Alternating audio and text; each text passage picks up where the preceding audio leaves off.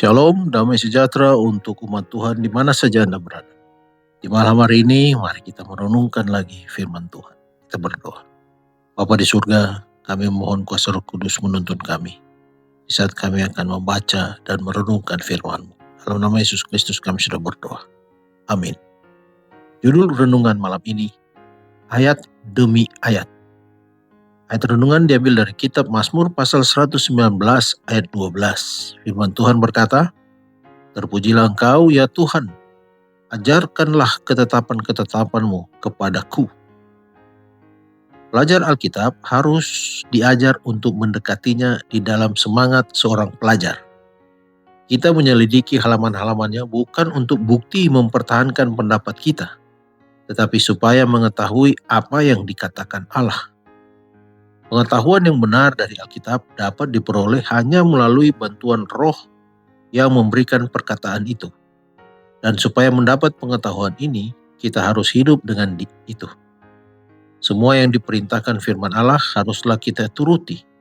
Semua yang dijanjikannya dapat kita tuntut. Hidup yang kita mau hidupkan ialah hidup yang disuruh melalui kuasanya.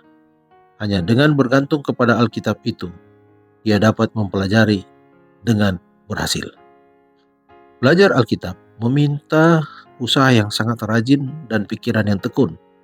Laksana pekerja tambang menggali barang-barang berharga di dalam tanah.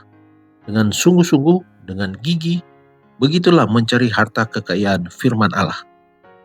Di dalam belajar sehari-hari, ayat demi ayat, sering sangat menolong. Biarkan pelajar itu mengambil satu ayat dan memusatkan pikiran dalam menentukan arti yang telah dibuat Tuhan di dalam ayat itu untuknya, dan kemudian bertahan pada maksud itu sampai menjadi miliknya sendiri.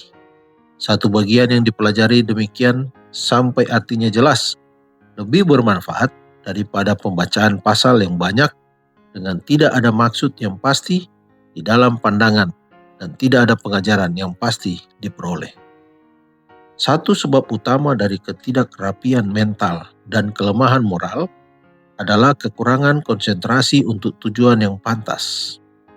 Kita membanggakan diri kita dalam soal penyebaran bahan-bahan bacaan, tetapi memperbanyak buku sekalipun buku-buku yang bagi mereka tidak berbahaya, mungkin saja satu kejahatan yang pasti.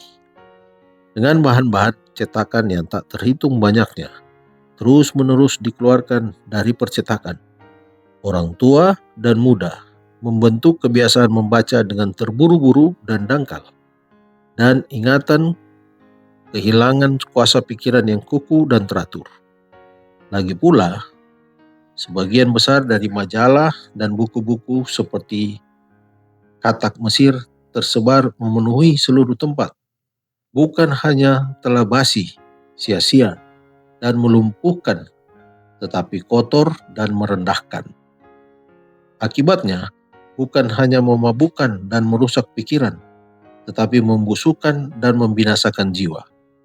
Pikiran, hati yang malas, tak bertujuan, jatuh menjadi mangsa kejahatan. Di dalam keadaan sakit, organisme yang tak bernyawa itu berakar. Pikiran yang malas adalah bengkel setan. Biarlah pikiran diarahkan kepada angan-angan yang luhur dan suci. Biarlah hidup itu mempunyai tujuan yang mulia, maksud yang mengasyikkan, dan mengurangi tempat berpijak bagi kejahatan.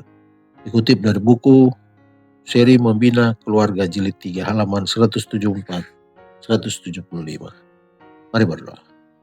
Tuhan di sorga, terima kasih Tuhan untuk firman-Mu. Biarlah Roh Kudus menuntun kami, agar kami boleh mempelajari firman-Mu ayat demi ayat, sehingga kami memahami rencana Tuhan bagi kehidupan kami. Terima kasih Tuhan. Memohon bagi saudara-saudara kami yang dalam keadaan kurang sempurna kesehatan, biarlah Tuhan dapat mendengarkan seruan permohonan kesehatan bagi mereka. Berikanlah sesuai dengan kemurahan hati Tuhan. Memohon penjagaan dalam istirahat malam kami. Dalam nama Yesus Kristus kami sudah berdoa. Amin.